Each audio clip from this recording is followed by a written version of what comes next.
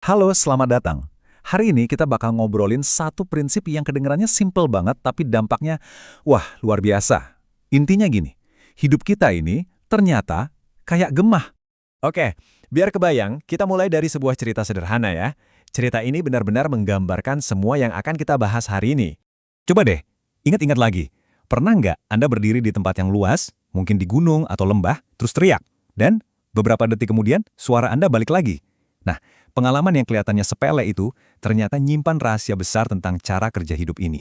Jadi, ceritanya ada seorang anak laki-laki yang lagi marah-marah. Dia hadap ke gunung, terus teriak sekenceng-kencengnya. Pengecut! Dan apa yang terjadi? Nggak lama, dari seberang sana ada suara yang balas teriak. Persis sama. Pengecut! Si anak jelas bingung, malah makin kesal. Tapi ayahnya yang ada di sebelahnya cuma senyum aja.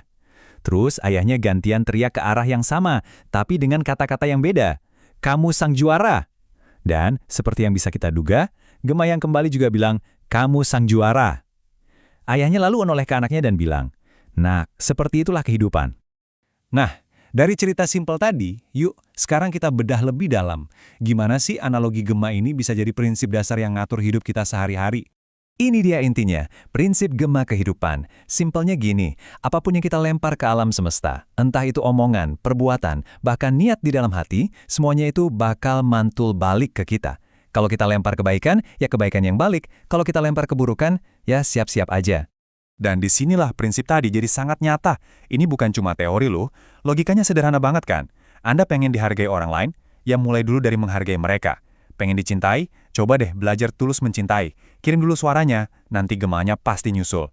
Yang bikin makin menarik, konsep ini ternyata bukan cuma filosofi atau nasihat orang tua loh. Ini adalah hukum Tuhan yang dijelaskan dengan sangat gamblang di dalam kitab suci. Coba kita renungkan ayat yang luar biasa ini. Dari surah Az-Zalzalah. Allah tuh menegaskan, sekecil apapun perbuatan kita, seukuran zarah atau atom, entah itu baik atau buruk, pasti kita akan lihat balasannya. Nggak ada yang kelewat, nggak ada yang sia-sia, semuanya tercatat. Prinsip Gema ini juga menjelaskan kenapa harapan itu selalu ada. Di surah Al-Insyirah, perhatikan deh, Allah nggak bilang kemudahan datang setelah kesulitan, tapi bersama kesulitan. Artinya apa? Suara dari sabar kita, dari usaha kita pas lagi susah-susahnya, justru itulah yang mengundang Gema kemudahan dan pertolongan darinya. Bahkan Rasulullah SAW ngasih kita strateginya langsung. Kalau kita nggak sengaja udah ngirim Gema jelek, gimana cara benerinnya? Gampang. Langsung susul dengan Gema yang baik. Karena yang baik itu bahkan menghapus jejak yang buruk. Dan puncaknya, jadikan akhlak yang baik sebagai suara utama kita. Itu Gema paling indah yang bisa kita tinggalin. Dan ini yang paling keren. Gema kebaikan itu punya return on investment yang nggak masuk akal. Secara matematis saja nih ya, satu kebaikan yang kita kirim, balasannya itu minimal 10 kali lipat. Itu minimal loh. Ini penawaran terbaik di seluruh alam semesta kan? Oke, teorinya udah dapet, dalilnya juga udah. Sekarang kita lihat buktinya di dunia nyata. Gimana prinsip Gema ini membentuk sejarah dan warisan orang-orang hebat yang jadi panutan kita. Kita akan lihat 3 contoh luar biasa. Pertama, gimana Gema kesabaran Nabi Muhammad SAW berbuah kemenangan mendunia. Kedua, gimana Gema keadilan dari Umar bin Khattab membangun peradaban emas. Dan ketiga, Gema amal usaha dari KH Ahmad Dahlan yang manfaatnya masih kita rasain sampai sekarang. Kita beda yang pertama, Nabi Muhammad SAW. Coba deh bayangin, beliau dicaci maki, dihina, bahkan dilempari batu di Taif sampai kakinya berdarah. Kalau kita di posisi itu, mungkin kita bakal balas dengan kutukan atau dendam. Tapi suara apa yang beliau kirimkan? Doa. Doa kebaikan untuk orang-orang yang udah nyakitin beliau. Dan lihat, Gema apa yang kembali dari langit? Kemenangan yang mengubah peta dunia. Terus ada Umar bin Khattab. Suara yang konsisten beliau kirimkan ke masyarakatnya adalah keadilan yang tegas, tanpa pandang bulu, komitmen total pada tanggung jawab. Gemanya?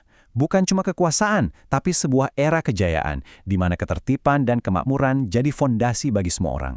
Nah, sekarang kita pulang ke Indonesia. Ada Kiai Haji Ahmad Dahlan. Beliau nggak banyak teriak, tapi suara beliau adalah aksi nyata. Mendirikan sekolah, rumah sakit, panti asuhan. Dan gemanya bukan cuma terdengar, tapi bisa kita lihat, bisa kita sentuh sampai detik ini. Ribuan lembaga yang terus memberi manfaat buat bangsa. Jadi kesimpulannya apa dari semua cerita ini? Kesuksesan sejati itu bukan undian, bukan kebetulan. Sukses itu adalah gema yang bisa kita rancang. Gema yang lahir dari kumpulan niat yang baik, usaha yang nggak pernah berhenti, doa yang tulus, dan akhlak yang mulia. Nah, semua teori dan kisah hebat tadi nggak ada gunanya kalau cuma jadi pengetahuan. Sekarang, ini bagian paling penting. Mari kita arahkan cermin itu ke diri kita sendiri. Jadi, gema macam apa yang mau kita kirim ke dunia mulai hari ini? Pilihannya ada di tangan kita. Coba tanam kebaikan. Sekecil apapun itu. Ucapkan kata-kata yang bikin adem, bukan yang bikin panas. Lakukan sesuatu yang bisa meringankan beban orang lain. Dan buat anak-anak kita, wariskan gema optimisme, bukan keluh kesah. Karena kita harus selalu ingat ini. Nasib kita, kebahagiaan kita, ketenangan kita, itu semua bukan sesuatu yang harus kita cari jauh-jauh di luar sana. Itu semua adalah gema. Gema dari suara dan perbuatan kita sendiri yang kembali lagi. Sebagai penutup, saya nggak akan memberikan kesimpulan. Saya justru ingin meninggalkan satu pertanyaan untuk kita renungkan.